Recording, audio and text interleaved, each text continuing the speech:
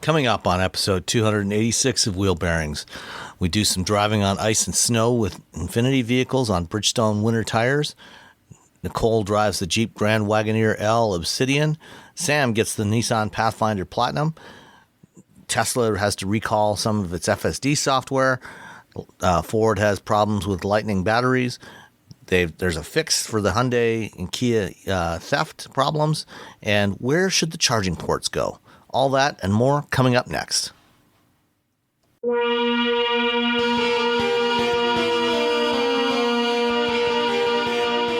This is episode 286 of Wheel Bearings. I am Sam Abul-Samad from Guidehouse Insights. And I am Nicole Wakelin, and this week I'll be from Forbes. And I am Roberto Baldwin. I'm going to say I'm from the Wall Street Journal's buy side. Ooh, fancy. Ooh. Yeah, I'm a day late on my article, but I'm there. They don't need to know that. Don't tell people that. Tell people you're late. Is that what is buy side? Is that a special? It's like Wirecutter. It's like okay. Wirecutter. I'm doing e-bikes for them. Oh, excellent. So Wait, you ride e-bikes? You're an e-bike guy? I have an e-bike article going up on USA Today's Reviewed.com at some point, Ooh. and then I have this other one going up. And it's actually I really like the e-bikes because you can kind of just do these short little trips around your house, and I'm sort of out of shape because maybe you could get an e-bike and ride that up to Napa and back. Yeah, I probably just put that in the back of the Hummer. There's one of them that I could. To the hotel, you can ride that home and then ride it back the next morning. When I was supposed to pick up a Rivian once from one of the like little showrooms that they have. And they're like, "Oh, it's here. Can you make it there?" And I was thinking to myself, I'm like, "Oh, I have an e-bike. I'll take an e-bike to Bart. I'll take Bart down to, I think it was in South City, and then I'll get off, and then I'll just ride the e-bike, and I'll throw the e-bike in the back of the Rivian, and then I'll drive it home." And they're like, "Oh, no, we'll just bring it to you." I was like, "No, it's perfect. It's like because I need to put some miles on the bike anyway." Yeah, you have to put you're putting like, "Oh, I put 50 miles on the bike," which doesn't seem like a lot when you drive cars all the time, but it's a lot when you're on a little bike. Like, but it's an e-bike, it can go farther than that on electricity. So yeah, it's about 30. Most typically they're about 30 miles, 25, 30 miles for the e-bikes. We live in a very hilly area, and I'm heavier than I think. Well, I don't know if I'm heavier than most people, but you're tall. I am tall, so You're tall. It's all that height, those large, broad shoulders. Yeah, it's long bones and everything. Look how long this arm is. Just one arm. Imagine if you had both in there. That's a lot of mass. Oh God, that's a lot of arm. Wait. Oh, there's the other one. Anyway, e-bikes are great. You should, if you. Especially for cruising around. I did finally get a chance to try a couple of e-bikes. One in November when I was at the Electrify Expo in Austin. How'd that go? I had never ridden an e-bike before, and I tried 3 different ones, and it's pretty cool. If they weren't so darned expensive, I would consider getting one. How much does an e-bike? Now that you're the expert, Robbie, how much do they typically run? 15, like you can just get a good one for like 15 to 2,500, which is but when which you're like, wow, that's expensive. But have you priced out bicycles recently? That's a good point. I guess the ones that I had a chance to try were more like $4,000 to $6,000. Yeah. It's just, what made them worth more? Why are they fancier? Like, why are they that much more? I honestly have no idea. Sam's like, I don't know. I don't write about these. It's accessories, the builder, how it's being propelled. I mean, a lot of them use a hub on the back, which is less expensive, but there's like a mid-drive system where the power is actually coming from the cranks, the things you pedal. Yes. And those are typically a little bit more expensive, but they're a lot better because that's, it's... Okay. It's like putting... Trying to think of the best way to. It doesn't. Anyway, that's why they're more expensive. You can go and look up e-bikes, and I'll have an article. Okay, I'm gonna have to read your article. Now I'm curious. Buy side and I don't know how long it takes. If it's like Wirecutter, it'll take a few weeks of edits before it goes live, which I'm totally fine with. As long as you get paid. As long as I get paid. No, the very nice folks over at Buysider, they're very nice to me. I don't know why people are nice to me, but they are. Because once they get to know you, they're afraid I'm going to get them with my long arm. I'm just going to reach out and grab them. Hold on. All right. What have you been driving with more than 2 wheels? Me? Yeah. Oh, I was going to talk about the EV6 GT, but I haven't done all the calculations. There's a lot of math for this article that I'm writing. So I haven't done the calculations yet because I went to Montana and I saw somebody there, a fine gentleman by the name of Sam. But I drove. Wow, there's somebody by the name of Sam who's a fine gentleman. I can't imagine that. Well, there's one in Montana because there's only like 12 people in Montana. Yeah, that's true. But apparently they're all super rich. I don't understand. I think so. Yeah. All I can think of now is I started watching Yellowstone, and everybody in Montana is a gangster / horse wrangler. Now, they're all in my and I like to call him like Cowboy Batman because he has a Cowboy Batman voice, and now you'll never not hear that. Every time he talks, he's like, I gotta save the ranch. My family fought for this ranch for hundreds of years. Oh, God damn it. It's the same thing over. He does sound like Cowboy Batman. Sounds like Cowboy Batman. All he needs is a cape. Or at least- make that meme. You guys are savvy. Make up a thing of him and like Cowboy Batman and just put a little Cowboy cape on the Batman. back of Is that Kevin with Costner? little pointy, Yes. little pointy Costner's. ears on his hat. And the first, we watched 4 seasons. And by the second or third season, I'm just sort of hate watching it because it's just ridiculous. It's ridiculous, and I love it. I need to find season 5. Yeah, that's where we got to like. Well, we could pay for it. Like, nah. I know. I can't even. That's where I'm like, okay, I got to pay for this. But then there's the prequels, and for those of you who are into cowboy stuff and Kevin Costner, watch Yellowstone. But it's anyway. We're not a Yellowstone podcast. Not yet. Could be. Okay, go ahead. So I went to Montana. Well, I can say I have not watched a single moment of that show, so I have no idea what you're talking about. Okay. It's fine. Cowboys, You're gangsters, okay. shooting people. It's Yeah. weird. It's like Dallas for. Yeah, it's not good. It's just like, it's entertaining, sort of, sometimes, if not infuriating, at least. QX60, I went and drove the Infiniti QX60. I think we're going to talk about it, too. So that's we could just talk about that now if you want. Yeah, let's do it now. Let's do All that right. now. So Let's jump ahead of the we're sort of Blizzak stands on this We this absolutely podcast. are. We are. I believe we have mentioned specialized winter tires once or twice on the show before. Yes. We kind of like Blizzaks. We kind of like winter tires. Mm-hmm. So Sam and I were both, and on separate waves, we were in Montana, and we got to drive the new ish Infiniti QX60 on Blizzaks, on snow, on ice, like ice you just can't stand on, you'll fall down, because I almost fell down on it trying to put a GoPro on. And they gave us a lot of leeway compared to some other ice driving programs I've been on. Some of them they're like there's someone in the car with you, making sure you don't smash their car into the snowbank. Some of them they have someone on the radio like yelling at you. This one they were like, okay, go. I love they'd be like, we have someone to coach you, and that coaching is slow down, slow down, slow down. It's like I feel like I'm being yelled at. No, actually, you know what it is on the wave before I was there the day before you. The day before us, there was a wave of how should I put this without being too condescending? Lifestyle people. And there was apparently one person there who had just got a driver's license like 2 months earlier. Oof. What? Yeah, and had never driven on snow or ice, and on the ice slalom that he talked about, apparently on the second cone went straight into the snowbank, and this was on the first pass through where we had to follow the slow cone. Yeah, where we had to follow the leader. Because on each of the exercises, on the first pass through, we followed one of their professional drivers through, so they could just show us, which way we're supposed to go. And so on that first pass, the lead and follow through the ice slalom, that this person went into the snowbank and was quickly followed by another lifestyle person who bounced off the back of their vehicle. Oh my gosh! They hit each. And then on my wave, the pro drivers that they had there, the leaders were so impressed by our level of skill with driving in snow and ice You've all had your license for more than, I don't know, 6 2 months. months. What I'm really confused by, because I was invited to that program as well and couldn't make it, and I was really sad because I love ice. I love winter driving. Just let me slide around in the snow. It was a hoot. I love it. It's so much fun.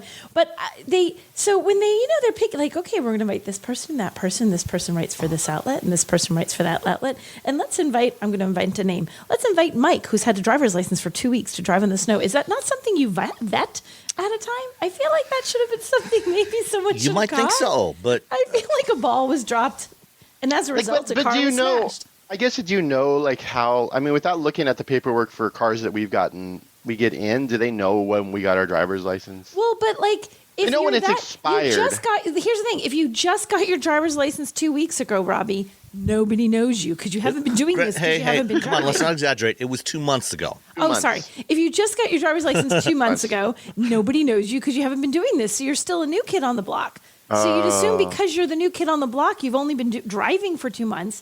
It's not like you have a wealth of driving history and reviews behind you. You're new. You have to know you're new because you just appeared. You know, I do. I mean, I don't know specifically who was on that wave, but the impression that I got was it's people who aren't normally reviewing cars. It was, you know, lifestyle wave. Yeah, you know. But you know what? As they were we're talking thinking about the place we were staying and the experience and what it's like to drive on snow. You know, coming from a very different perspective than the one that we might normally offer. the light there is, and I feel very strongly about this, despite the fact that there were some bumper cars happening at this program. Apparently, there is something to be said for the lifestyle person who gives an interesting perspective on things. Yeah, because we're all going to say the same thing. Not everybody wants to hear.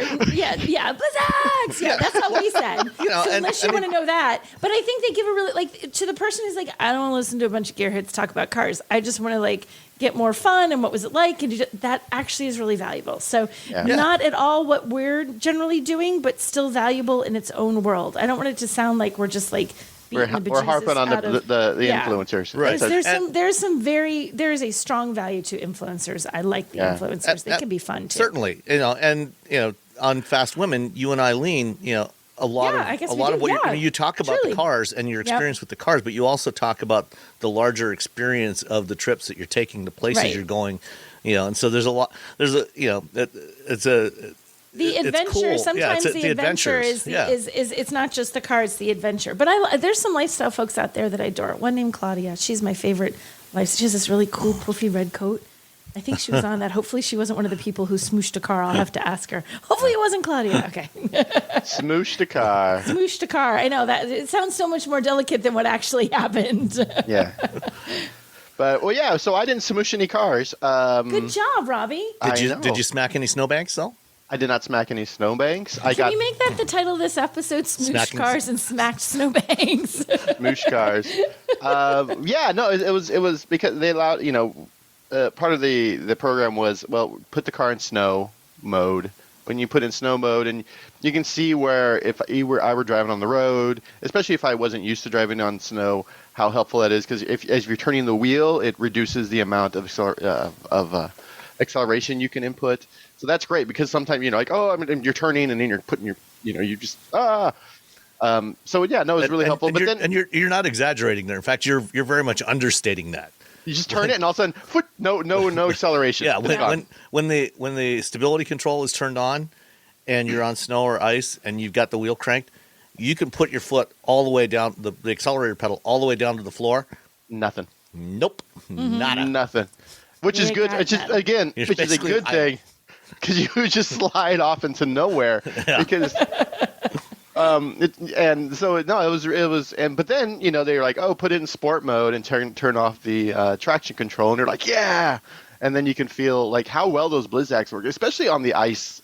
They were shockingly good on the ice slalom in sport mode with the traction control off. I mean, they're sliding everywhere, but it is so much better. It's better than walking on there, because I tried again, almost fell down while trying to put a GoPro on the car. I'm even more sad that I missed this, because I would have liked to have seen the flail that probably went along with the almost falling. My arms are so long. Like, like one arm. Oh my God, Robbie's falling. Everybody. One arm was in Montana, yet the other one made it all the way up to Canada. Exactly. That would have been great to see.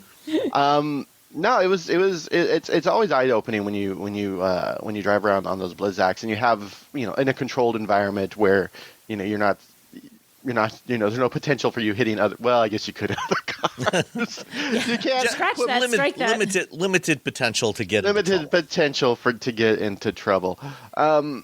It was great, but it's also a great reminder. Like even with those Blizzaks, even with traction control, even with ABS, even with everything, at the end of that ice slalom where we were just riding on a sheet of ice, you're like, okay, now slam on the brakes, and you still slid for a good 5-10 feet. And to describe what this was like, actually, it was a lot more than 10 feet. The maximum speed that at least Perry Stern and I we were driving together. The maximum speed that either of us saw on the ice was about 23 miles an hour. So you're going through this pretty good like slalom, and the most speed you can get up to without losing it is about 22, 23 miles an hour. And then you get to the end and slam on the brakes and you slide for, probably another 50 or 60 feet. You smack another 2 cars is what it is. Yeah. Like as you're slamming on the brakes and if you've ever driven in the snow and you know what happens when you put on the brakes and all of a sudden you're not stopping, there's a car just like, you're just barely like, no. Yeah, you're just waiting. Oh God, Yeah, please, this was definitely, if you'd been driving on this and you slammed on the brakes, you would hit the car in front of you with enough force to have them hit the car in front of them, to have that person hit the car in front of them. That's so when the authorities are like, hey, it's really icy, it's just a sheet of ice, don't drive, maybe don't drive. Yeah, stay home or stay wherever you are.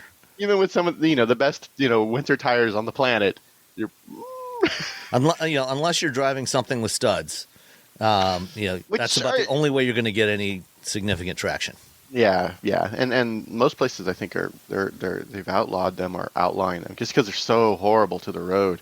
Yeah, it depends. Like in Scandinavia, especially in northern parts of Scandinavia, where the way that they handle the roads in the wintertime is they don't actually they don't use any salt or sand. They plow the roads, so there's a layer of packed snow on the roads basically for the whole winter. And so you're almost never coming in contact directly with the pavement, and so their studded tires are allowed and in fact encouraged. Yeah. They know what they're doing, though. Yeah, they do. They get kind of a lot of snow. We're all trying. I was trying to do the flick a lot with the QX60, which is not built for that. I got it a few times. You don't think? It's not built for flicking. I don't know. I feel like we'd have to check. I feel like it is. I feel like you're terribly mistaken. What kind of speed did you get in the figure eight? Or what was your time in the figure eight? Oh, at the end, it was like 32. I got third, but I had I had a horrible. The first circle, like as you're going in, I just, both times it was just horrible, because I was trying to flick it and I didn't, and so then I just understeered all the way through, and I'm like, oh my god, and then I added like 3 seconds to my time with that. I'm like counting, I'm like 1, 2, 3, like trying to like correct and then come back out. So I ended up getting third, and I was very disappointed. I also got third, but by the time that we were doing it at the end of the day. It was icy, huh? Around the inner portion of the circle was pretty polished. All of the snow had moved to the outside. So for my second timed run, I actually went wide around the outside where there was actually some snow to get a grip on, and I managed to get like 29.7. Oh, see, that's what I should have done. But the guy, and I came in third. Perry did like a 29.3. The guy who won. Who was it? It was Kurt from Edmonds. I don't know his last name. Okay. And he got like 27.5. He was like 2 seconds faster than us. Wow. Did he flip? Was he able to drift it, or was he just like on the outside? I think he just went wide like I did, and managed to get a better track than I did. Because if you could have got a nice drift around that, especially wide, you're looking like a 25, but nope. I think it's funny how like 2 seconds doesn't sound like a lot unless you've ever done anything like. But it's a lot when you're driving. Like when you're trying for speed, 2 seconds is like. Especially, this was not a particularly large figure eight course. You're talking 30 seconds, to get through this thing, and 2 seconds is a pretty substantial difference. Yeah. I'm just counting. I'm like 1, 2, 3. Somebody's like, I know. You just feel the time ticking away as you're understeering out towards that snowbank, and it's just and hitting the bottom. And then the other thing that we had to do at the end of this was we had to stop. We had to hit the brakes at the right time to stop inside of this box that was basically just slightly longer than the QX60. So we had to figure out where to hit the brakes so we could stop in time. And if you went outside of the box, you got a 5-second penalty. Did you go outside the box? Did you slide right through the box? I did on multiple occasions, but on my timed runs, I did not. So anytime I have something where I have to stop inside of a box on ice, I don't. I either stop way before the box, so like the grill is in the box because I'm so worried it'll slide through. I'm like, wait, that's not right. Or I stop on the other side of the box, and it's like the exhaust pipe is in the box, and the rest of me is out. I'm like either way through. I'm like, I don't put a box at the end. Just give me a thing to stop at. I'm okay. Don't give a box. Apparently I don't like boxes. I hit the box twice at the end, I think. Oh, shush. That's what essentially would help me get through, because I was like, oh, this sucks. Because it had gotten so icy and snowy that the stop where you applied brakes before, it was now like a car and a half before that. So as soon as you came out of that figure eight, as soon as you were straight, like you could maybe go half a car length before you had to put the brakes on. Because everyone missed the box. People just... One of the interesting things that we learned, even when you turn off the stability control on the QX60, there's still a torque vectoring system on the front and the rear axles that just uses the brakes. So when it's detecting slip on one side of one side or the other, it'll apply the brakes to the side that's slipping and send the torque to the opposite side to try to get some grip. And on the oval course that we were doing, I heard this grinding sound as I was going around the corners, and what that was actually applying the brakes because I was going rather swiftly. And by the time I finished and I opened the car door to let Perry get in and drive, it's like, ooh, brakes, cooked brakes. Oh, geez, you can smell them. I took the brakes on the slalom because I was drifting back and like I was doing wide drill. I'm like, whee! So by doing that, because I was accelerating, letting off right at the apex and then hitting it again, so the car would slide. So the car was like, oh, I got to do the brakes. So I had some melted brakes because of that. That's sort of the weird thing about those brake based vector systems is that torque vectoring is that it's you can cook the brakes. There's a Ezra over at Car and Driver. He had the Raptor, the Bronco Raptor, and he was on the sand dunes, and the brakes are essentially on fire. There's video. So you just smell little flames shooting out as he's driving along. So go over to Car and Driver, look up Bronco Raptor Ezra, and there should be a video. Yeah, there should be a video or a photo or something, but you can see the rear brakes are just glowing red. Oh, geez. Yeah. Did you get a chance to try the Q50 at all? No, I was trying to just make the focus on the new car. I was capturing video, and so there's when you're capturing video, all the sort of hey, you want to try this other thing? No. Hey, do you want to eat lunch? I'm like, I don't have time for that. Food's for losers. Eating's for chumps. Yeah, no one eats.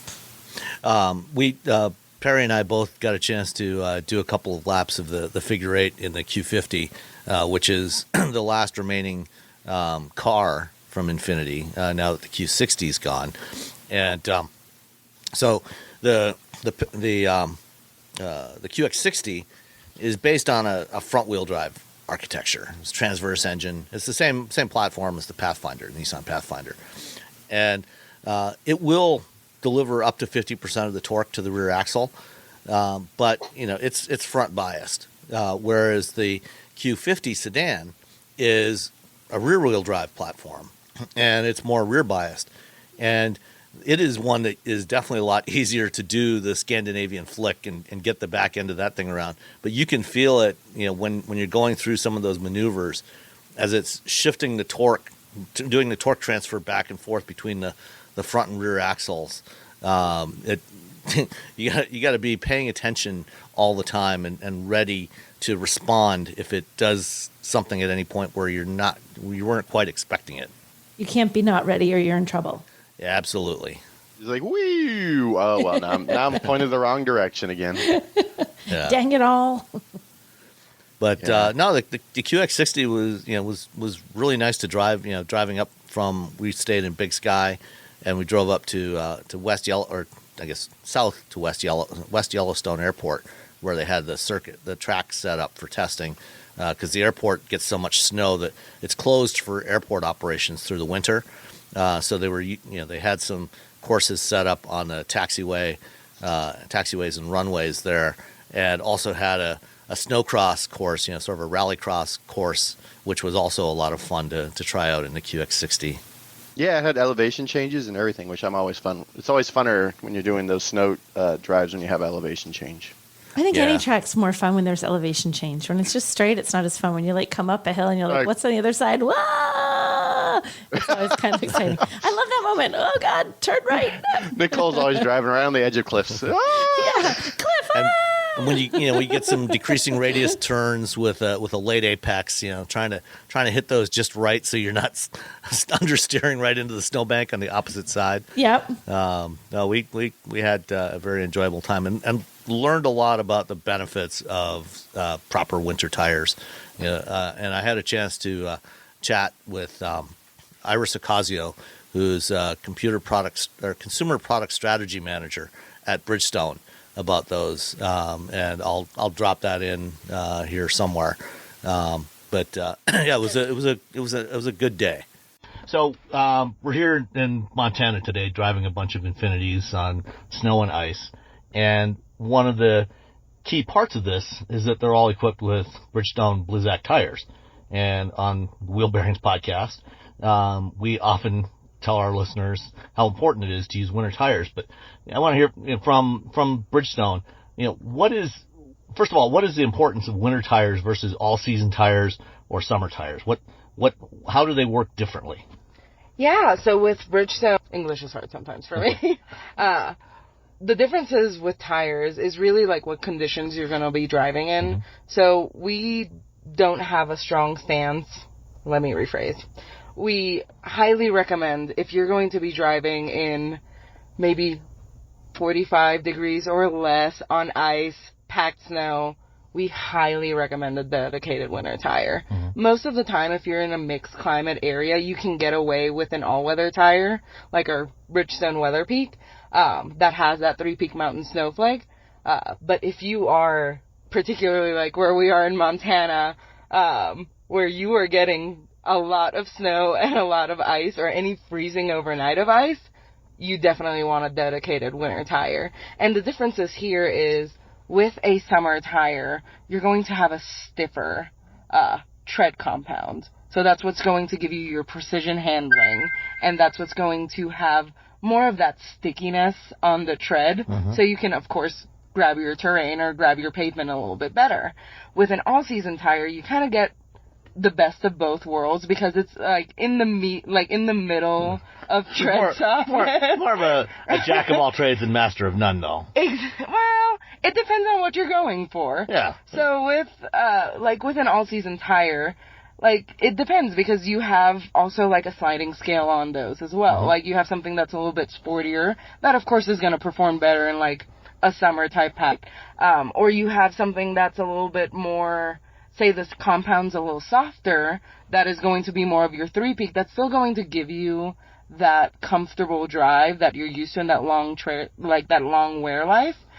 But on the flip side, you still have that winter traction that you're used to. Mm-hmm. But when you're going into harsher winter conditions, having a softer tread, which is something that we do with the Blizzak particularly, and I'll get into the multi-cell here soon, that talks about more of the ice side of the equation. With your particularly harsh winters, you want to have that dedicated tire, because it is a little softer. So as temperatures drop, especially in your different tread compounds, the tire gets stiffer. So the rubber itself, the tread gets with a summer compound, it gets harder and it doesn't grip. At higher/lower temperatures, if that makes sense. Yes. So with winter tires, we call it the glass point. That point is lower, so it's designed to withstand lower temperatures, and it still maintains that tread flexibility. Stays more pliable. Exactly. Yeah, that's perfectly phrased. So it keeps that pliability. That way you can still have that good optimized contact patch. That way you can grip better on these wintry terrains. Because I think the thing people don't necessarily understand about tires is the rubber. When you're driving down the road, the rubber is actually deforming a little bit around the texture of the road surface, whatever that texture is. And so it needs to be pliable enough to get a grip on that. That's how you get your traction. And winter tires are specifically formulated to maintain that in cold temperatures, right? Correct. Okay. And that's something that we stress a lot, especially like with tire safety. It's really important to look at where you're living and like where you're driving just to make sure that you have the right tire for you, because truly the tire is the only thing that separates your car from the ground. Right. So having a tire that's right for you is incredibly important. And one thing that we've really showcased here today, with the Blizzak particularly, is especially on ice or that packed snow, what really gets you into trouble is that layer of water that sits on top of the surface. And with multi-cell, what that does is that wicks away the water from the surface so you can optimize your rubber to ground traction, if that makes sense. Right. And on the flip side, with the softer compound, and especially the types that we have in both of our Blizzak products, the MV2 and the LM, which is what we're driving on today, it packs in that snow, because the best traction you are going to get is snow-on-snow traction. So you mentioned the word sipes. Can you explain what that is? I can show you a little bit better, but it's all of the little cuts that you see in the tread block. Those little diagonal slices. Yes. That you see particularly on winter tires. Correct. And you'll see it on a few other, all seasons have it to some degree. But summer tires don't. They have solid blocks of rubber. Exactly. Yeah. So, those sipes those slices in the tire and the tread blocks are what's going to give you a little bit more traction so you can, pack in the snow a little bit more. Okay. And the multi-cell, is that something that's unique to to Blizzak tires? It is. And it's we're incredibly proud of the Japan developments that, essentially started multi-cell. And the best way I can explain it is when we are going through the compounding process, so we add a chemical into the compound, and as we're curing that tire and as the temperature rises, that chemical evaporates, and it creates those pores, those divots that are what wicks away the water. So it creates kind of a porous rubber rather than a solid block of rubber. Correct. And my favorite analogy for it is, when you're making a cake and you have all of your liquid ingredients and then you bake it in the oven and you pull it out and you cut into it and you see all of the pores. That is exactly what's happening with these tires. Okay. And so the water gets wicked up. The water from the ice surface, because as you drive across it, or just the sun shining on it, you're gonna have a little bit of melting, a thin film that gets wicked up into those cells, so that you get direct rubber on ice grip. Okay. Yeah, that is exactly right. Okay, great. So what else should people be thinking about with selecting winter tires? You mentioned the 3-peak symbol. Can you explain for people what that is? Yeah, that is the 3-Peak Mountain Snowflake certification. So it is a industry standard certification that shows that you have a tire that is capable in light winter conditions. So more of your packed snow type conditions, really. That still gives you that traction. So if you're like me in Nashville, where the city shuts down when there's a threat of snow or ice, but you still need to be able to get out. That is a great candidate for an all-weather tire. Now again, if you're here, you definitely want more of a dedicated winter. And that's kind of how we differentiate. And one thing that I want to call out specifically is when you start seeing your breath. Yeah. That's maybe when you want to start thinking about changing into your winter tires. Yeah. Especially if it is consistent. Yep. And if it's like 6 months out of the year, you definitely want to have something that's going to give you that traction. And also it expands the life of the tire. Mm-hmm. So of course, storing your winter tires as you're switching them out is incredibly important. We always recommend that you clean them off, keep them away from the sun to avoid any UV degradation. But really having a well-maintained winter tire is going to get you through a couple of seasons or a few seasons. And even with winter tires, even if it's cold but you don't have any snow, it's still important to use those winter tires, right? Absolutely. Like if it's cold, you still have that almost like mini layer of ice that sits on top of the surface, and having a winter tire is really important for that. Now, if you get warmer climates where it kind of melts, at that point you can kind of get away with a three-peak. Okay. Or with an all-weather tire. Great. And then, of course, your standard all seasons are going to deliver like mild winter performance, and it's going to give you more of that comfortable, traditional, like long tread life and that comfortable ride that you're used to. But that's really just a very personal decision on what you're driving on, and of course vehicle safety. So having a good tire is really going to help you out in these scenarios. Yeah, and as you said earlier, the tire is your contact with the road. Yeah. It doesn't matter if you have a car with 100 horsepower or 1,000 horsepower. Mm-hmm. Those 4 little patches of rubber is all that is transmitting all that power to the road, and for your braking as well and steering. Absolutely. Yep. So if those 4 patches of rubber, about the size of the palm of your hand, aren't getting a good grip, doesn't matter what else you got, you're not going anywhere. Yeah, absolutely. It's truly astounding how much your ride can be improved or worsened by the tires that you select. So that's why I think it's super important that you reach out to your favorite tire professional, figure out what works for you. We do have quite a bit of offerings, but really figuring out what you're trying to do with those tires as well is really important. Yeah. All right. Well, Iris, thank you very much. Yeah, absolutely. Thank you so much. Did you know you can support Wheel Bearings directly? Head to patreon.com/wheelbearingsmedia and you can become a patron today. Your contributions will help fund the platforms and tools we use to bring the podcast to you. And exclusives and improvements are already on the way thanks to your generosity. So if you want to be part of an automotive podcast like no other, head to patreon.com/wheelbearingsmedia.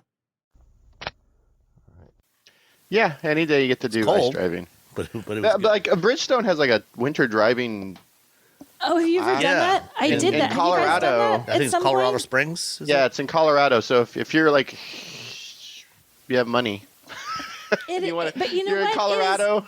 And they offer really a thing fun. where they do, because I was talking. And they teach you how, they teach you like the things to do. They did like and they'll also teach like kids, like not little kids, but like if you're a new driver, it's 2 months, It's 2 months brilliant in for teenagers because they will help teenagers learn the right way to do it before they learn the wrong way to do it. Yeah, I'm always a big like when my wife wanted to learn how to ride a motorcycle, I was like, oh no, you're going to take class. Don't learn from me because I'm sure I've been doing things wrong for. At that point, how old was I? Like 20-something years, like 30 years, 25 years. I've probably been doing things wrong. So don't learn from me. Learn from a professional who's going to tell you the right thing. Yeah, it's, Steamboat Springs is the Bridgestone Winter Driving School, and they've got a variety of different classes, safety classes, performance classes. They'll do group and custom classes, and you can I'll put the link in the show notes. It's winterdrive.com.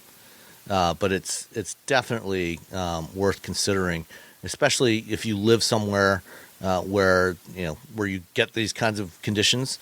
The basic safety class is actually only $625, which is not bad at all. Like, it sounds like a lot of money, but guys, you get if you have it, you learn so much from these guys because they put you in controlled-ish situations, and they also teach you how would you do this, and you do it and you think yeah, I got this. He's like, I'm going to tell you why everything you did there you didn't do the way you should have done. So they let you see how the wrong way, and then they'll have you do it completely the wrong way to show you if you completely fumble a situation, this is how the car handles. It's very, very good at teaching, and it's worth the money as a safety thing. It's an investment in your safety. Yeah, Absolutely. it's pretty great. Like just the steering, like, don't, if you steer too hard, you're sliding, unwind your steering. You're like, that seems counterintuitive. I just do it. Just do it. And all of a sudden you catch and you'll do your turn. You're like, oh, wow. Yeah. And they let you do things over and over. You're like, I don't get it. And all of a sudden you feel it. You're like, oh, if I do that, you're like, that's what you're trying to get me to learn. Got it. And they'll teach you how to shuffle steer. It's the kind of stuff that you won't learn. You won't really learn on your own. And you certainly won't be able to learn it in a safe environment on your own. Mm-hmm. You do need to get some training to do this. And I know, I was fortunate, I started my career in engineering working on ABS systems and, got thrown in the deep end, doing winter tests. And I learned so much about driving from that experience, and that is one of the things I miss about my engineering days is, doing the winter testing, because you're exploring the limits of the vehicle in that controlled environment. And you learn a lot about how the vehicle behaves and how you can control it and be a safer driver. And it makes a huge difference. It's definitely worthwhile. And even the top class, what they call the fifth gear, fastest ride on ice class at the Bridgestone school is $3,300 for, looks like it's a 2-day class.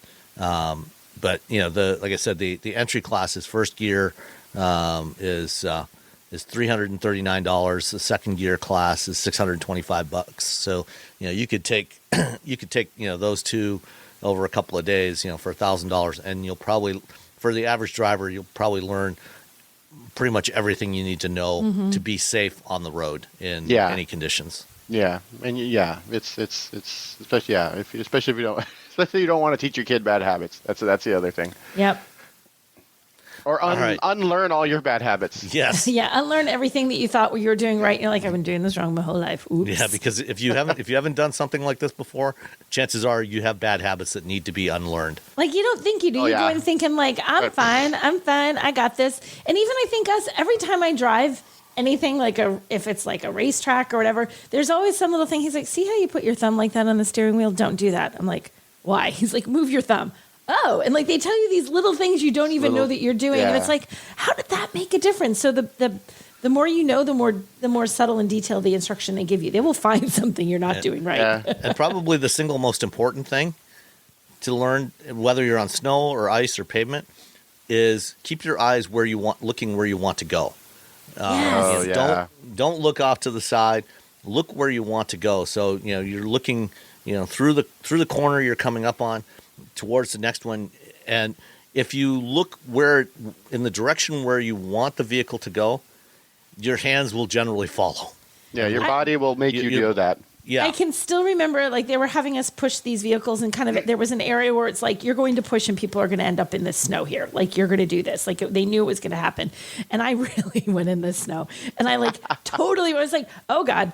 And he's like, everyone else is going like sort of like say slightly to the left. I went a little bit more to the right. He's like, so where were you looking? And I'm like, to the left. He's like, I don't think so. I think you were looking over here. Look where you want to go. I was like, okay, I'm sorry. So I was thinking the guy telling me, look where you want to go. And as I'm stuck in the snow, you want to go. Men are digging me out. If you look at a cone, you're gonna hit a cone. Yep. So what did you think overall of the Pathfinder, Robbie? The Pathfinder, the QX60. The QX60. It's not. I think, again, I think Nissan has, recently sort of dug itself out of this hole that it's been in for a couple of years. I talked to them a little bit about that, and they're like, yeah. I think the QX60, we drove it up there. I sat in the back seat on the way to and from the airport, drove it in the snow. It's a good car. I applaud them for sort of, it feels nicer than previous Infinitis that I've driven.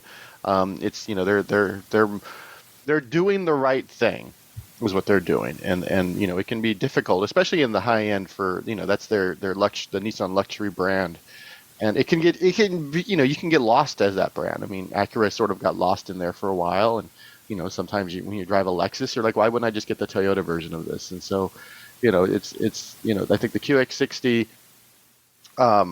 it delivers, most of everything that someone wants from a luxury brand. It's comfortable, massage seats, comfortable in the front, a lot of leg room in the back, it's appropriate, power, appropriate, drivability, all-wheel drive, which everyone wants now. And of course, the snow mode. So if you're out in the middle of, Montana and you're hitting snow or ice, or if you're in Michigan or really anywhere where there's snow, you'll if you have Blizzak's awesome, but if you have all seasons and you have snow mode on, you should be fine as long as you're not driving like a maniac. Slow down. That's really everything in the snow. A lot of snow driving is like slow down and think ahead. Like anything you think you should have done, do that way beforehand. If you feel like you should stop, maybe lift off and then slowly press the brakes, like 5 times further than you normally would.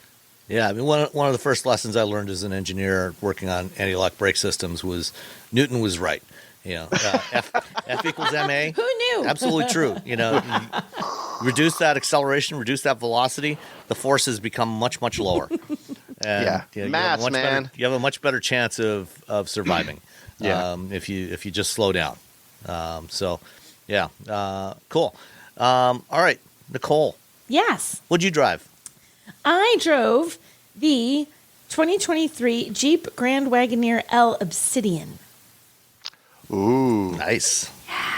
So I had a very fancy, very expensive luxury SUV this week. Anyone want to take bets on the pricing of the 2023 Jeep Grand Wagoneer, can't even say it, Grand Wagoneer L Obsidian 4x4? I'm going to say pricing? somewhere around $115,000. Okay, what's your price? Yeah, I'm just going to make you do price. Forget this destination. I was going to say like 110, 112, but you both lose. Oh yeah, You both went over. It's actually it's actually the one I had as equipped in Nicole's driveway right now is $107, $107.30. I should have said $1. I don't know why I said $107,030. Oh, okay. And it's the base on this. So it's not quite as well equipped as the one that I drove a little while ago. Probably not. I guess not. So the that base one's closer to 115. Yeah, the base on this one before you put bells and whistles. I mean, it already has them. Before you put more bells and whistles. Is $98,000, but this one has, and I love this appearance package. It has the Obsidian appearance package, which basically just murders out your SUV. It makes everything black, and that is $5,500. I would totally do that for all the black little bits and pieces, and it's a cool appearance package. I like it. I think a black car looks cute when it's cool when it's like all black. Yeah. There's no color, just black. It's like Batman. It's just black. It's hard to be stealthy in something as massive as a Grand Wagoneer L. But you try. Well, no one's gonna see. No one's gonna see me. No one's gonna see me. I'm all in just black. gonna fade into the background. I'm the size of a tank, but no one will ever notice me. Well, it was funny. I went to get like I do. I went to Crumble Cookies to get cookies, and as I was waiting for them to bring my cookies to the car, the guy's like, "Did you send some to Jim Morrison?" I did not send some to Jim, but I was like, wow. I'm like, this, the guy's like, this car is really cool. We were looking at it out the window. That is really cool. I'm like, thank you. As he's, reaching up to hand me the cookies through the window.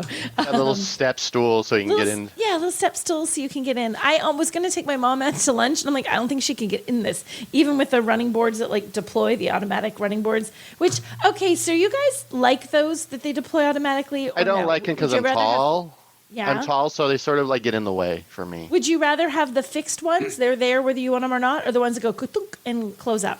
Because I have strong opinions on this little tiny feature. Well, I would say it depends. If like the Wagoneer has an air spring suspension, so when you put it in park, it lowers itself down. Mm-hmm. So it's not quite as critical to have those deployable running boards, or just running boards on something like that. But I guess, if you are of not quite as tall as Robbie or even myself, you might appreciate having that extra step up there. But not the extra step, a deployable extra step or a fixed extra step. I'm going to say I don't like the deployable ones only because the reason I would have a vehicle that tall was because I was taking it off-road.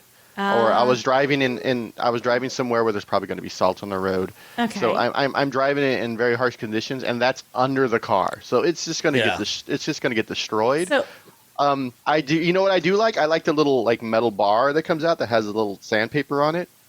Oh, like some cars. Sort of a rock rail, I think. Yeah, like a rock rail almost. Yeah, just so I you have like a little those step. better.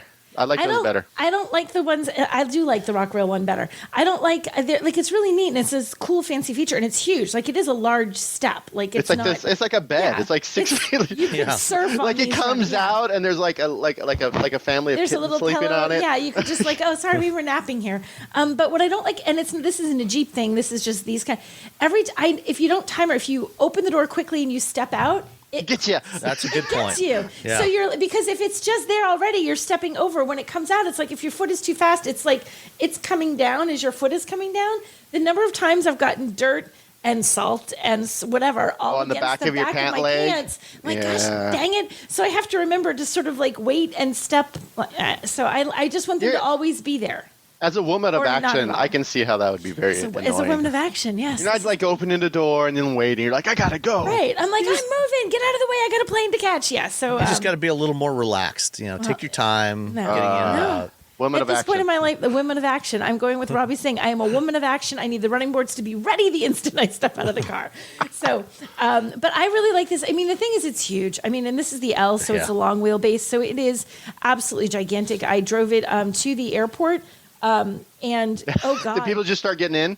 well, yeah, exactly. People are like here for the ride. But the thing is, so I People go standing through, there in the aisle with their bags, waiting to step in. waiting to step in. So the Sumner Tunnel, the bane of my existence, which is this beat up tunnel that you have to take in and out of Logan Airport, and it always feels like you're going to get like you don't have enough room to drive it. In a Miata, it feels like you don't have enough room. In the Jeep Grand Wagoneer L, I swear to God, my heart rate was like up, like, oh my God, don't hit the wall, don't hit the wall, don't hit the wall. It's so close. It feels absolutely huge, and it is a challenge to park because it's just so big. You're coming around. It's like cruise ship sized. If you can get over this, if you can get past the size, like if you want a big SUV, if you can get past the fact that the challenges of just driving a big vehicle, I really like this. I think it's very smooth. That air suspension is fantastic. So it's very controlled. Like you would think this giant thing is going to like, woo, wobble around. Mm-hmm. It doesn't. It's actually a really nice ride. It's super comfortable inside. I mean, it is really comfy. The captain's chairs in the second row, I could just sleep in those. I could just like if I had a kid that I had to drop off at practice, I'd be like, just knock on the window, guys, because mom's going to be asleep in the second row while you guys are playing soccer. It is such a comfortable interior. And what I really like, and this is something that Robbie would appreciate, you can actually just get into the third row and sit there. Like, it doesn't matter how tall you are. I had my husband get in. He's 6'3", and it's not even like you have to squinch your knees. It's not like a narrow spot. It comes so far forward. Like, you can just turn and step right up into it. There is such a large space between the second row seats and the entry into the third row. And you can sit back there without, like, he's just kind of sitting. Like, he's not, like, his knees aren't squished. He's not having to, feel like he's mushed. That is a spacious third row for that vehicle. If you're a tall guy, this is a good car for you if you're going to get stuck in that third row. Cool. Yeah, no, and to what you were saying about the feeling of the size, like going through a tunnel, from the first time that I drove the Wagoneer, 2021 I think is when they had the drive program for that. So that sounds right. Driving that thing in Manhattan was nightmarish because the Wagoneer is 4 inches wider than a Ford Expedition or Lincoln Navigator, and 2.5 inches wider than the GM SUVs, the Suburban and Tahoe and Yukon and Escalade. So it is far and away the widest of any of these. Right. So you really feel it, when especially in urban areas, you feel that the lanes seem to be encroaching on you. It's like it's like you're in some like movie and the lanes, it's just getting, when a hallway stretches out in a nightmare and never ends, you feel like the lane's just getting narrower and narrower and narrower as you're driving along. So, I mean, and that's like, don't buy a great big SUV if you're not ready to deal with that. Like that's in any SUV problem. This particularly with this one, because it is bigger, but any big SUV.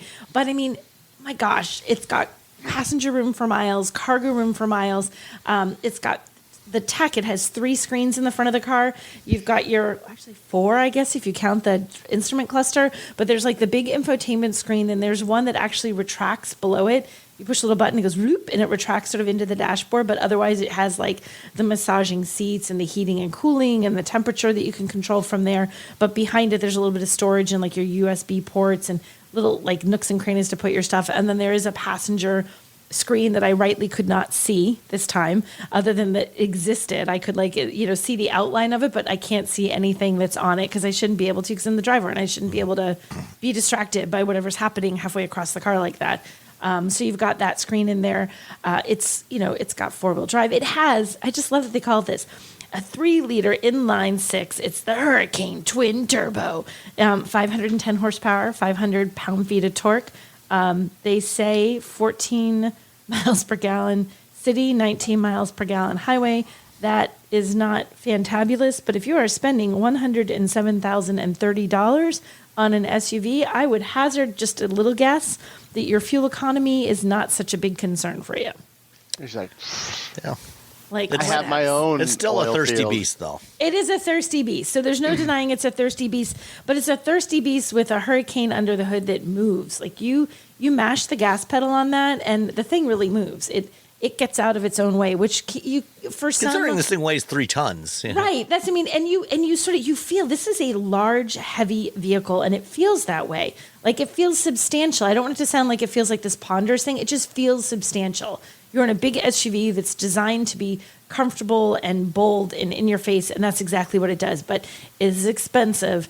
It doesn't get great fuel economy, but otherwise it has deployable running boards that I dislike, but otherwise I love it. So one more question for you. Yeah. You know, as far as the design goes relative to the standard length Wagoneer. Yeah. Some people have said that, because basically what they did is they added 12 inches to make the L. Right. And I think half of that is in front of the rear axle. The other half is behind the rear axle. So the rear doors are longer. The seats are actually in the same position. So you don't actually get any more third row seat room, but that doesn't matter because there's plenty anyway. There's so much But you have there. a lot more cargo space Yeah. for, up to 8 people.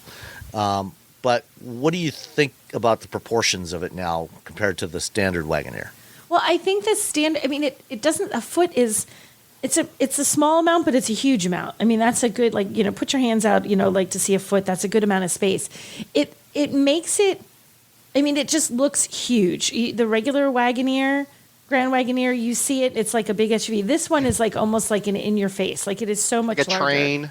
It is really large. It's going to attract attention just for sort of who the heck needs a car this big? That's the question you think when you see this. Does she have a family of 20? Like, how do you need this It's much the Brady vehicle? Bunch. But if you have a lot of people, you have a lot of cargo, you want to be able to tow, and you want to have all this luxury, it puts it together. I think I like the look of the standard wheelbase better, but it's not, if I had to pick, because I'm spending that kind of money, I'd pick the standard wheelbase. Also, I don't need that extra cargo room. But if you need it, by all means, go for it. But if you look at them in profile especially, there is a difference. So that's really the only place where you're going to see a difference is in profile. You look at the profile, you line them up next to each other at the dealership before you spend your $100,000, and you look and you see, do I really want it to look that big for the extra foot of cargo room? I don't know. Do you need that extra foot of cargo room? That's dude. How if you're much- if you're picking up executives from the airport, it's great. Right. That's a good point. Yeah. So that was the Jeep Grand Wagoneer L Obsidian 4x4, which I liked overall. 2 thumbs up. Like it. 2 thumbs up. All right. 2 thumbs up. All right. I had the 2023 Nissan Pathfinder Platinum, which is why I kept getting Calling everything a confused with the Pathfinder. QX60. Yeah, I mean, under the skin, it's basically the same thing as a QX60. Same platform, same powertrain and everything. But where the QX60's got a little more upscale, luxurious, sleek Fancy look to it, and much nicer interior, more premium looking interior. The Pathfinder, especially this current generation that they launched a couple of years ago, has it's pulled in a few design cues from some of the early Pathfinders of the 80s and 90s. So it's a little more rugged looking, even in the Platinum trim that I had. They also have the Rock Creek, which I was originally scheduled to get, but things happened, and so I ended up with a Platinum instead. Did it up in a creek? Huh?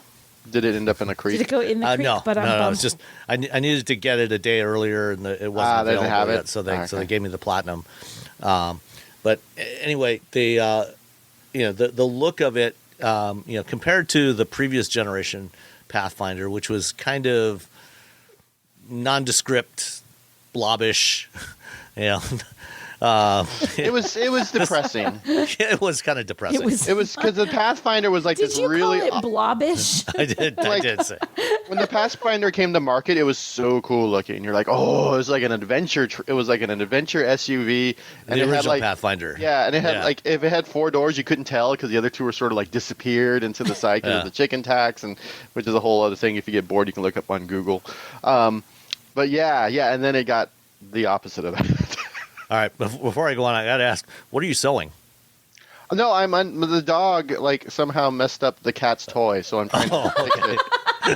It looked like he was sewing. Yeah. It was like Taking a stitch or two.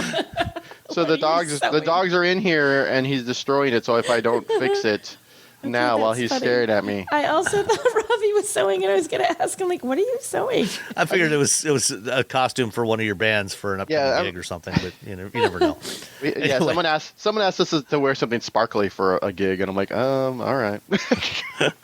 Oh my gosh. So anyway, the Pathfinder, it's got a little more chunky, rugged look to it now, which I think is good. The proportions are good. It's got kind of the blistered fender look of the early generation Pathfinders. If you look in the grill, you can kind of see the 3 horizontal slots that were there on that first generation. It's a good looking vehicle. The interior is roomy, not quite as roomy as the Telluride that I had the week before, and particularly in the cargo area. The Telluride had more cargo space behind the third row than the Pathfinder has. But if you're not using that third row, you can always drop those seats down and then use that extra space, which is what I did when I dropped off my wife and her best friend at the airport last week for a little trip they're taking. So that this is, it's well equipped. It still has the same basic infotainment system that Nissan's had for many years, which is fine. It works okay. Nothing special. It does have Android Auto and Apple CarPlay wireless support.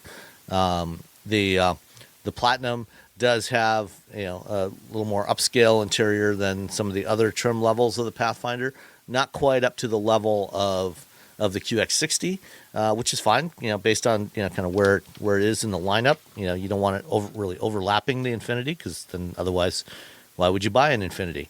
284 horsepower, 259 pounds-feet of torque from the 3.5 liter V6, 9-speed automatic, intelligent all-wheel drive. Let's see. There's a mode selector for drive and terrain modes. It can tow up to 6,000 pounds, at least in theory, when properly equipped. It's got the ProPilot Assist lane centering system, which I don't know if we really delved into that when we had Kelly Funkhauser on the other week, but that one ranked up pretty well. I think it was like number 4 overall in their rankings.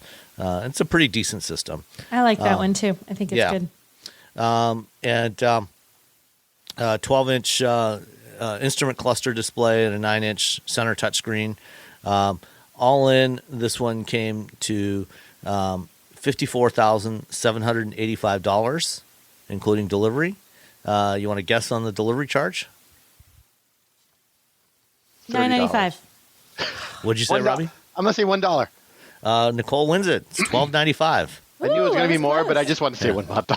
So it's interesting. In my heart, I knew it was more, but I just wanted to say $1. Sure, whatever you need to You know, say to make your the- excuses, that's fine. In my heart. This It's one like- and the Telluride, very similar vehicles, in terms of the market they're going after, and they're priced within $300 of each other. So it's and a lot of these more premium trim level 3-row upper mid-size crossovers, are all getting into that lower to mid $50,000 price range now. So it's really and they're all pretty good. So you kind of have to look at it and say which one's designed, Palisade or Pathfinder or Telluride or Explorer, which one's design appeals to me, because they all have, Highlander, they all have pretty similar features and characteristics to them. So it's just, what do you like the look of, and which one's actually available on a dealer's lot or to order. So yeah, the Pathfinder Platinum 4-wheel drive, it's a pretty decent SUV. It's rated at 22 miles per gallon combined, 20 city, 25 highway. I think I averaged about 20 overall with it. It was kind of cold when I had it, so it's not bad at all. Thumbs up. You like it. Would drive again. Yeah, it was fine. All right. Let's see. Let's delve into some of the stories of this week. The F-150 Lightning has been getting a lot of positive reviews over the past year since it came out. Yes. But now they've had probably their biggest issue to date. They have had to do a stop sale on stop delivery and shipment on the F-150 Lightning because they've got an issue with battery packs. I spoke with someone from Ford the other day. They weren't able to share much or really almost any detail at this point, but they did tell me that the fire that occurred actually occurred in the factory before it was shipped. It's not clear if it was in the factory or in the lot, but somewhere before it left the factory and was shipped to a dealer, they had a battery fire in one of these, and so they're investigating it. They think they have a fix for it. Right now, they've got to stop. They've stopped production for at least 2 weeks, but hopefully they'll have a fix soon. Ford wouldn't tell me if the problem was with the battery pack assembly or whether it was a problem with the cells, which is the problem that we had with previous battery fires from GM and Hyundai and BMW. Those were problems with the cell manufacturing. It's not clear exactly where the issue is on this one, but hopefully we'll find out soon. Yeah, that's kind of a big deal. Yeah, I mean, it's one of Ford's top selling. It's one of the top selling EVs that's not a Tesla. And there's a big backlog for them. And Ford right now is still making changes. They're working on. There's a lot of construction going on at the factory in Dearborn where they build these to ramp up the production rate to 150,000 annually by this fall. And so hopefully it doesn't take them too long to sort out whatever the problem was and find a permanent fix. Yeah. I bet they'll find something quick. This isn't exactly a vehicle they can afford to just have sitting around chilling. They need to. This one, a lot of people want this one. Got to get it moving, boys. Figure it out. Yep. The fact that they're going up to 150,000 units a year is pretty insane because not a lot of cars sell 150,000 units. I mean, the top 10, but then after that, it falls off dramatically. Yeah. And, Chevrolet is supposed to start delivering Silverado EVs, at least the work truck, sometime this spring, and then consumer trucks later in the year, followed by the GMC Sierra. And someday, who knows, there might even be a Cybertruck, but I wouldn't hold my breath on that one. Someday. It's gonna. I really think the Cybertruck's just going to be this little niche product. They sell like maybe 10,000 a year. Yeah. Because they're essentially going to have to be hand built. It's the whole idea. Either you back away and say, you know what, we made a mistake, or you just stick with it, and you have to charge an enormous amount for them. Just building them is going to be. That long suffering sigh.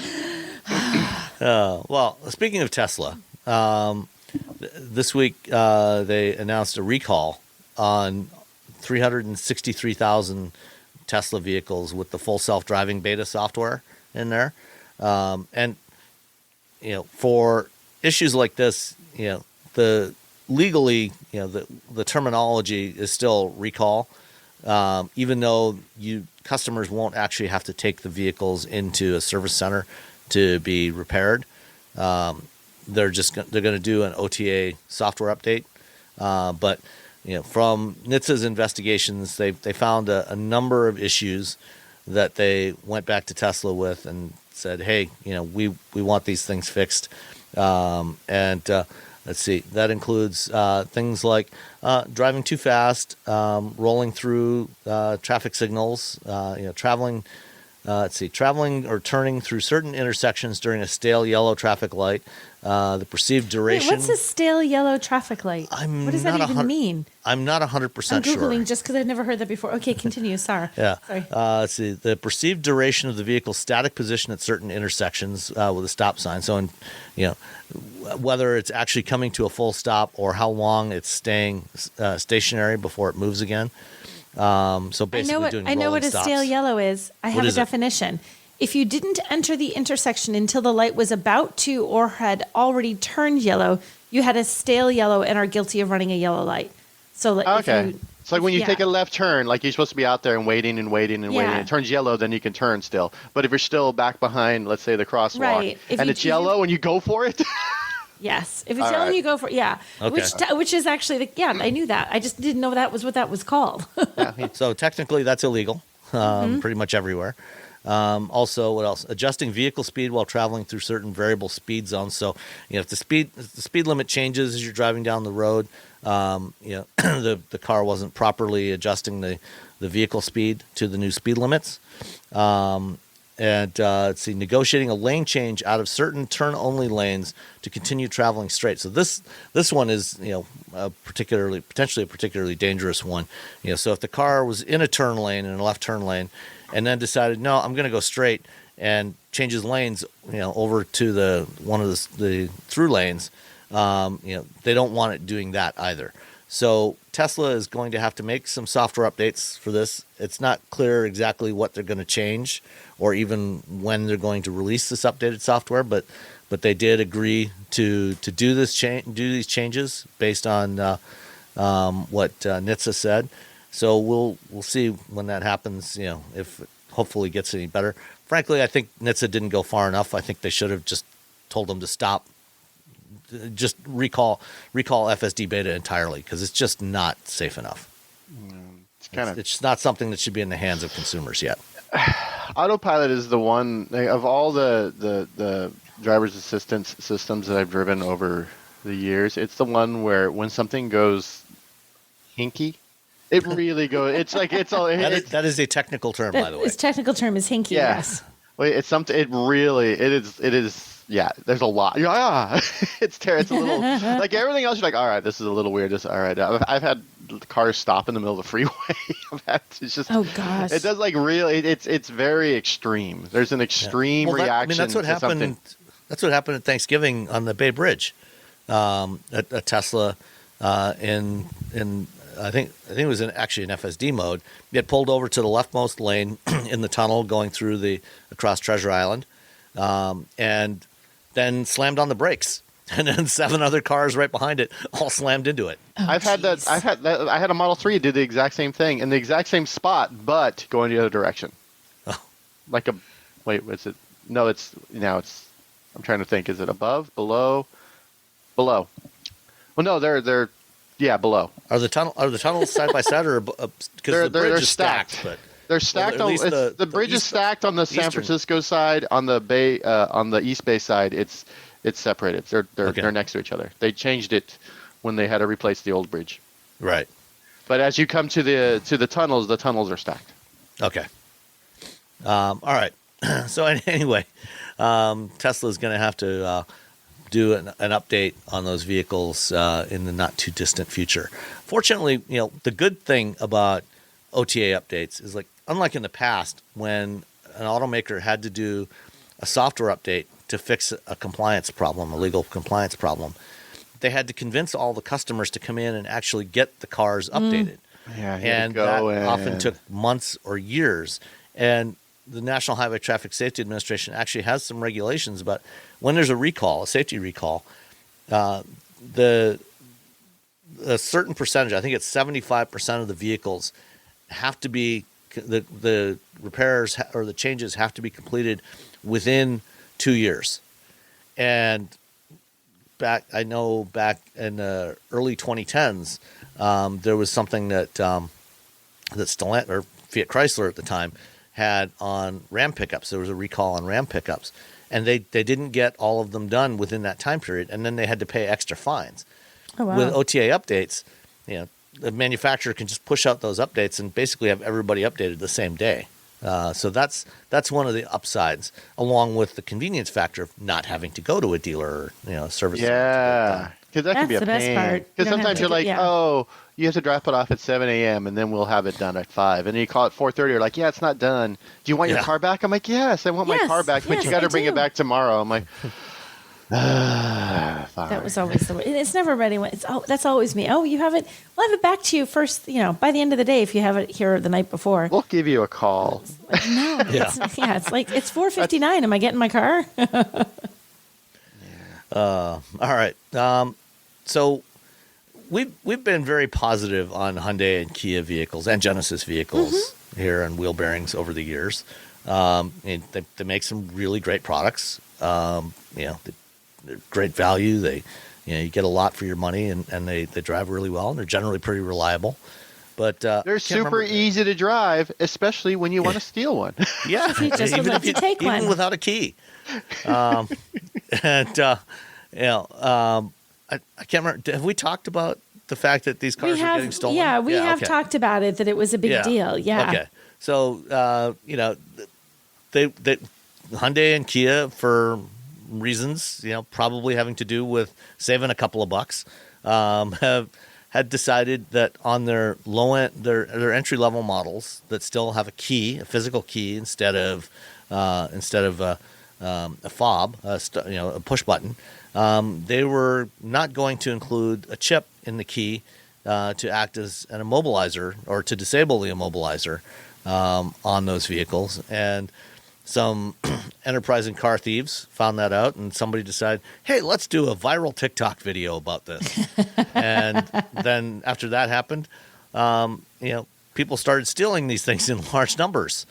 So initially, Kia said, okay, we'll give everybody a free club to put on your steering wheel. Oh, well, Did yeah. they really? I didn't know that. Did they Kia really would give you everyone a club, but Hyundai wanted you to pay like money to fix it. $170 Really? for an immobilizer kit, plus whatever the installation cost was, which was a few $100 more than that. Well, now this past week they announced that they are going to fix the problem for free with a software update. They figured out a way to fix it in software to basically enable the enable an immobilizer system, and also make some changes to the anti-theft alarm to keep it on longer if somebody does manage to try and steal it. Yeah. So hopefully in the not too distant future, if you have one of these lower end Kia or Hyundai products, you'll be able to get that fix free of charge at your local dealer. Because in the would be 90s, nice. if this was an issue, some people would find out, and maybe there'd be like maybe there was an urban myth that you could do this thing with Kias that would sort of And by no the time one would really know if you by the could time do it got or to not. you, it would be wrong. But now you're like, well, we're just gonna put on TikTok. The Kia boy is gonna put on TikTok, and then Right. everyone's like, oh, this is easy. In 2 seconds, it's like free cars for everyone. Next thing you know, tens of thousands of cars are being stolen. Yeah, I'm a 16-year-old with nothing to lose. Why the heck not? I could use a car. All right. Last topic before we answer a couple of questions is EV charging ports. BMW blog had a post up about this, complaining about where every manufacturer puts them in different places. The Kia Niro, for example, has its charging port in the middle of the front fascia, as does the Nissan Leaf, whereas the Kia EV6 and the Ioniq 5 have it on the right rear corner. Tesla has theirs in the left rear corner, in part of the tail lamp cluster. Some have it on the right front fender. Some have it on the left front fender. Where do you think that charging ports should go?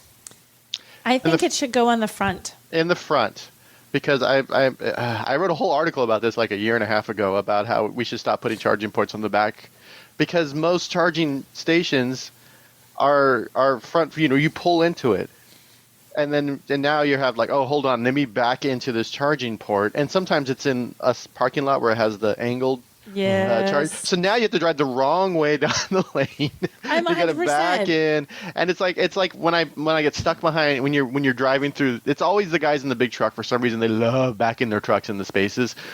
So you're going in. They could have just pulled in 2 seconds, but now I got to wait 2 minutes while they back their F-150 into the spot. And now Yep. we're doing that with EVs. I just did when I did the road a pain trip in the butt. EV6. It's a pain in the butt because depending on exactly how the charging, the parking space and the little protective pillars they have, so you don't back into anything, and the way the curb is, every now and then it's like you have a curb that's very close. They wedged you in the corner of a parking lot, so you have no real clearance. So you're backing in. It's like, just let me pull in and plug in my car, and I can back out where there's not stuff you're trying to line up for. Just pull in. I think it should be on the front. on the front. Center in the front or on the corner? Well, Not on the corner, because the I'm corner fine is with the still front corner, but I want it in the front. I don't want it in the rear front, corner. I guess the front, but I want it on the front. I would love it right smack in the middle somehow, because then no matter which side you're pulling into, it's easy to get to. You don't have to fight with sometimes you're manhandling that, because the cables, They're super thick. They're very, very thick. It's not like the cable on a hose for your gas. And if it's cold, they actually are difficult. They do get pretty stiff. Then you're trying to sort of bend it to get the connector to line up just right. You have to use two hands. You're like, yes. There was one where it was cold, and the way the connector was. Like you're loading a torpedo in a submarine. It took both me and Eileen to get it to the stupid thing to plug in, because it had been the way it was hanging on the thing. The cord had sort of kinked funny, so it was sort of half frozen-ish that way. So we're trying. It's like she's literally bending the middle of the hose. I'm trying to twist the connector. I'm like, dear God, just line up. I just want it in the front, right in the middle, so you can get this no matter how the hose is and no matter where you are. Strong feelings. Well, except that that's great if the charger is located at the end of the space, the way most superchargers are. There's a few that aren't this way, but most of them, they have them lined up along a curb, and you pull up, or back in, right next to the charger.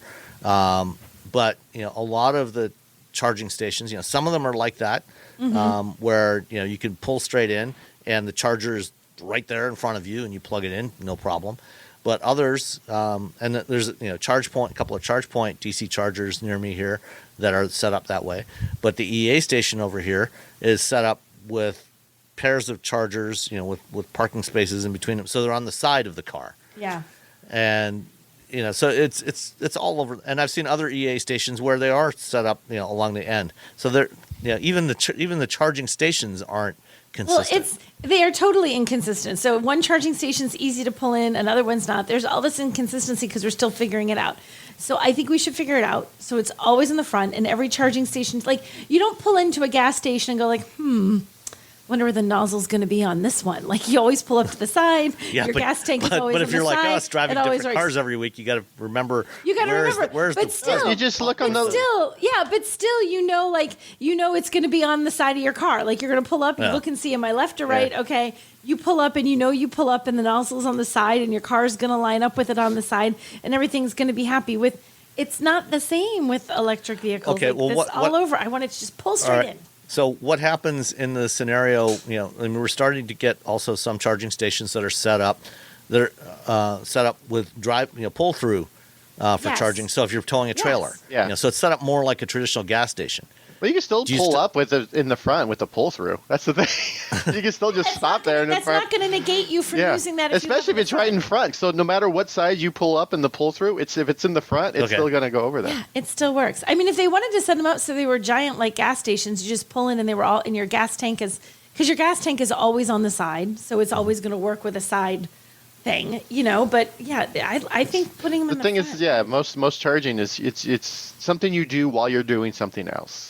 And so you're parking as opposed to just pulling through really quickly. If they start making charging stations that are like gas stations, then it would work just putting it on the side, just like it does a gas station. If even it's in the front, it's fine, because in the 70s we had a Javelin and a Challenger. It was you pull the license plate down in the truck. And it was under the license plate. Middle of the back. Right? Middle of the back. It worked. Middle of the front still works.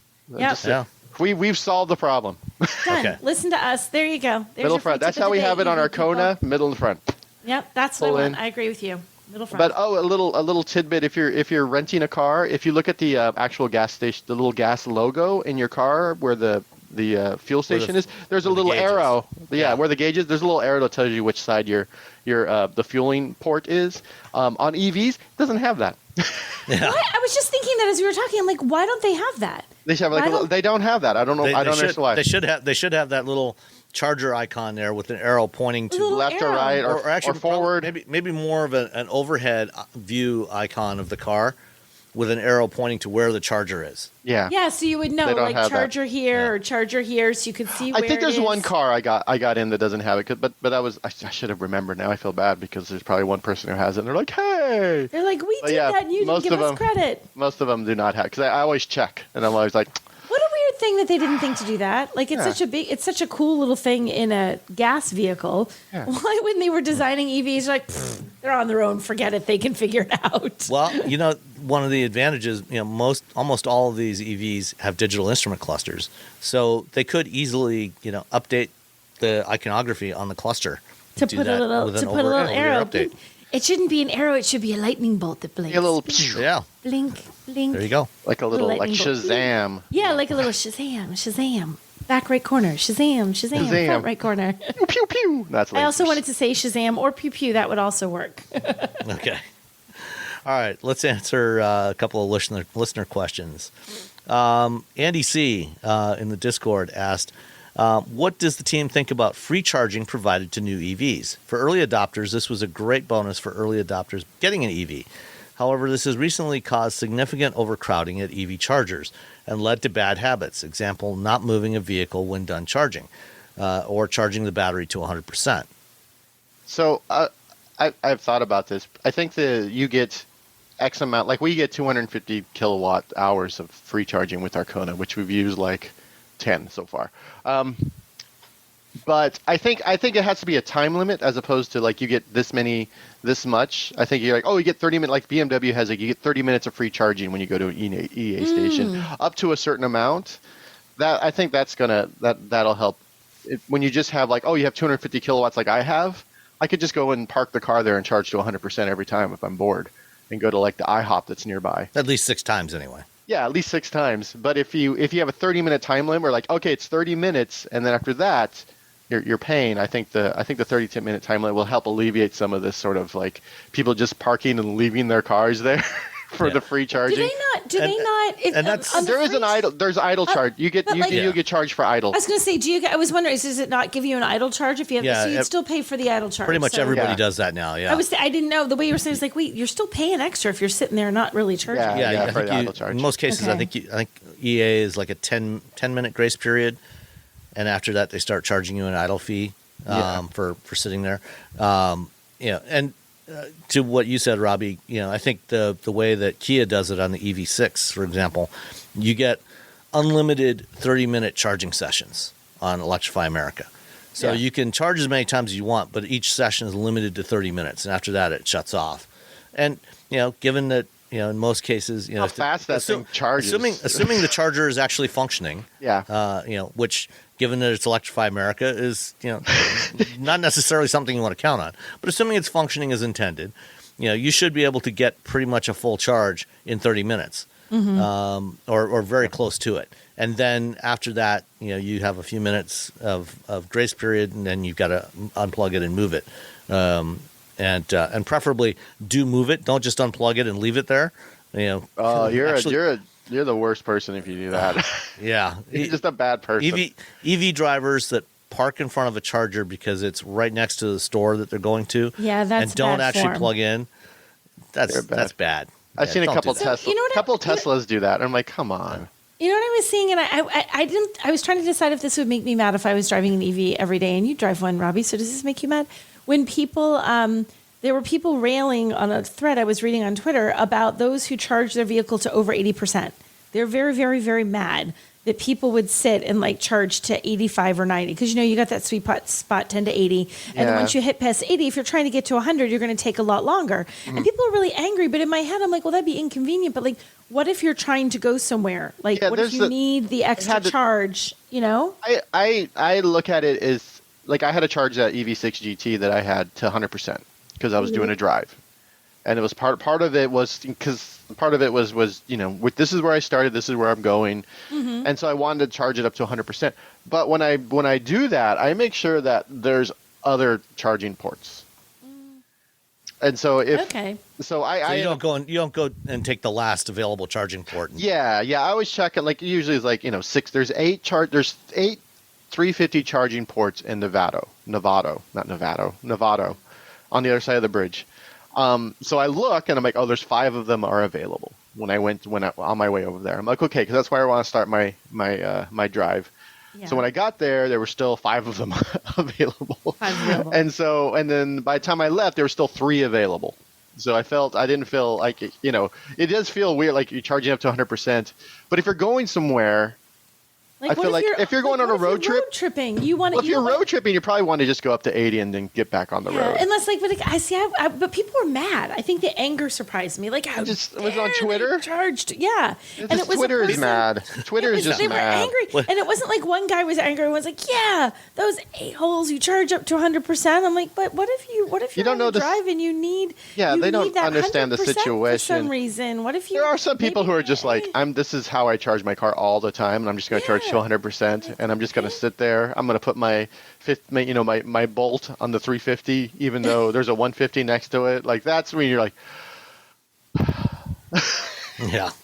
People. But yeah, and so someone came up and they were talking because one of the chargers was charging very slowly at the EA station. And they're like, well, you're charging up to this. And I'm like, oh, yeah. I explained, I review cars. I'm going on a drive. Because everyone kind of gets out at some point and just starts talking to each other. Right, you're talking to random people, yeah. I'm like, oh, I'm doing a big test today with the car. And they're like, oh, okay. And it was very much like, this guy's going up to 100%. I could tell that was the conversation I got out and I talked to them. And they're like, oh, okay. And then I'm like, do you guys want to sit in the car? And they're like, ooh, they get all excited about that. Because it's the EV6 GT. So they were just like, oh, how fast does it go? I'm like, too fast. It's great. Very fast. It's speedy quick. Yeah. All right. Adam J. on Mastodon asked, a while ago I sent in a question asking how to submit feedback to a manufacturer as there wasn't any consistent way to report bugs or request features. Wanted to share that Ford has done something pretty cool in my Mach-E with the latest OTA update. There's now a voice feedback option where you can record up to 45 seconds of any comment you want. Us owners in the forums have been coordinating to send in similar items for common bugs and requests. Ooh, pretty cool. That's smart. That's really if you're all great having the same Ford, and that's great when you guys all when the community all knows. Okay, this is something that we all think is an issue. We all hate this. So Let's tell Ford we all hate this, so they know it's not just one guy in Idaho. It's everybody. Yeah, that's pretty sweet. Good job. Yeah, that's really a good idea. Good job on Ford. Yeah. Good job on Adam J's forum group people. And really considering that all of these EVs are connected, there's no reason why everybody shouldn't be doing this. So, the rest of the industry, take note, and pay attention and do this. Yeah. All right. Finally, JB says, sorry, I have nothing on those. Nothing on those as I've moved from an. Oh, so this was in response to the comment. He had asked about what we were driving, to see if there were any questions that we had. And I had put in that I was driving the Pathfinder, and we had the QX60 and Q50. So there's nothing of those moved on from the SUV to a wagon. Yeah, but I do like the looks of the new Pathfinder. I do, however, have a sort of odd topic to consider. Generalizations made about drivers based upon what they drive. I know one should never put much faith in such things, but nonetheless, they do get shared online. Historically, BMW drivers have been an example of an inconsiderate and likely not to use their signals. More recently, I've seen Reddit posts on how Nissan Altima drivers are very dangerous. Really? That's I guess, okay. I mean, a lot of I know a lot of ride-hail drivers use Altimas because they've been able to get very good deals on those. So maybe that's it. So he's seen a few examples in Southeast Michigan and New Jersey. But again, is this really a thing? Discuss amongst yourselves. So I don't know, Altima drivers. I always feel like my thing is Prius drivers who are slow as snails. So I think riding a motorcycle or riding a scooter around, you start recognizing drivers, and I think the folks that were the most terrifying for me were white F-150 pickup trucks driven by contractors because they give zero Fs about what's going on. They're just like, I got this job. They're just driving around. Sometimes they're probably not even driving their own truck. They just don't care. They park wherever they want. And that was surpassed by ride hails, by Uber and Lyft drivers, because a lot of them, especially in the Bay Area, aren't from the Bay Area. They come here because they can make more money, and they don't know where they're going. They have someone in the car. They're trying to figure out where that person is. They're not really paying attention. They're looking at the app. They also have another phone. Then they also have their navigation. They have 3 screens that they're looking at. And half the time they're talking to somebody on a fourth phone. Yeah, they're talking to someone on the phone. They're trying to figure out where to pick this person up or drop this person off. And they're just driving all over the place. So those are really the most terrifying people on the road. If it's outside of them, older gentlemen and German sedans and young dudes and tricked out cars were typically the ones that I had to be careful of. Young dudes in tricked out cars are notoriously, well, they're young dudes. They're young Tricked out dudes. cars. I think that says the whole thing. I did have a young dude in a BMW chase me once because What did you do to engender because being I passed him on my Vespa. And he was just angry. So then he threw a bottle at me. Oh and my so God. I chased him and I called the cops on him. I had someone throw a pen at me once. We were in heavy traffic. Yeah, it was the weirdest thing. We were in heavy traffic. It was years ago. And you know that heavy traffic and like you've got to merge in, like you're getting on the highway. You have to merge in front of somebody, like, when it's bumper to bumper traffic. And I was, we're nicely zippering and I merged in front of the guy, but then the guy was like honked at me and I'm like, well, literally, it was like, you go, I go, you go, I go. And he was like very angry. Like somehow I cut him off. I'm like, dude, we're going 1 mile an hour. Everyone's just merging. It's a zipper. Like a zipper. I don't even know what he was mad about. And then eventually he gets into the lane next to me and he waits until he can get right next to me and pulls next to me and he's yelling at me and he threw a pen at my car. I was like, because I'm looking, I'm like, what? He threw a pen at me. So you know how hard it is to find a pen sometimes, especially in your car when you need it? I know. I'm like, dude, you're going to regret throwing that pen at me in your weird like, road rage because I dared zipper in front of you as I got on the highway. Let's see, the box of pens always ready, like just ready to whip a pen at a person. A box of Bic ballpoints. I just felt like he was so mad. I'm like, the only thing you could find in your car was a pen.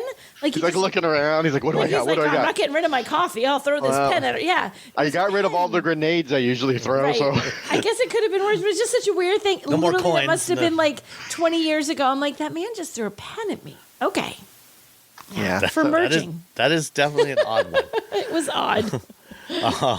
In the Discord, Andy C. Responded to this one and said, the new BMW stereotype drivers in the San Francisco Bay Area are Tesla drivers. Yeah. Are they really? Which Yeah. I think is That's correct. yeah.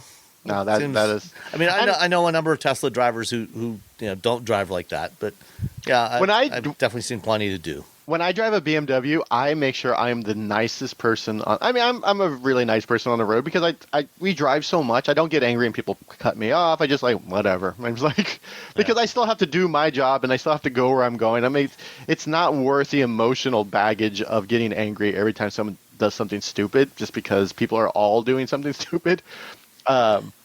But yeah, I see the Tesla drivers are, and I always wonder. And I kind of pull up next to them to wonder. I'm like, do they have FSD on? Do they have? Is it them or the car? Why they're being such terrible drivers? You or the car? Is it you or is it software? Like who's creating this situation right now?